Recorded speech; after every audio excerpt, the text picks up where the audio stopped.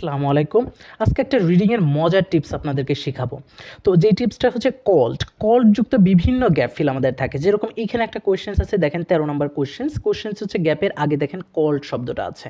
তো এই কল্ড যুক্ত কোনো গ্যাপ যদি থাকে অথবা সাসেস এটা যদি থাকে তাহলে আপনি কিভাবে ১০ সেকেন্ডে উত্তর বের করবেন সেই টিপসটা আজকে শিখব।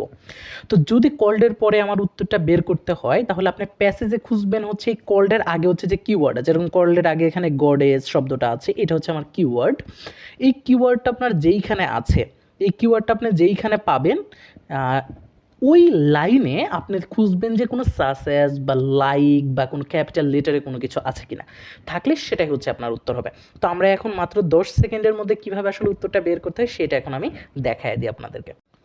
আমাদের যে কিওয়ার্ডটা ছিল সেই কিওয়ার্ডটা কিন্তু আমরা যদি এখন একটু খুঁজি তাহলে কিওয়ার্ডটা কিন্তু আমরা পেয়ে যাবো। এই দেখেন আমাদের গডেস, এই যে কিওয়ার্ডটা ছিল কল্ডের আগে, তাহলে আমরা অলরেডি কিওয়ার্ডটা পেয়ে গেছিলাম। উত্তরটা এই লাইনে আছে। এখন এই লাইনে আমরা খুঁজবো কোনো সাসেস লাইক অথবা ক্যাপিটাল লেটার কিছু আছে কিনা। তো এই দেখেন এখানে সাসেস আছে এবং সাসেসের পরে দেখেন একটা ক্যাপিটাল লেটারের নাম আছে। তো এইটা খুঁজলেই কিন্তু আপনি উত্তর বের করে ফেলতে পারবেন। দেখেন কত সোজা। আসলে রিডিং কিন্তু আসলে খুব বেশি কঠিন এটা কিন্তু না, যদি বুঝতে পারেন যে কীভাবে আসলে সলভ করতে হবে। তো আশা করি সবাই ভালো থাকবেন, সবার জন্য দোয়া এবং শুভকামনা থাকবে। Bye bye.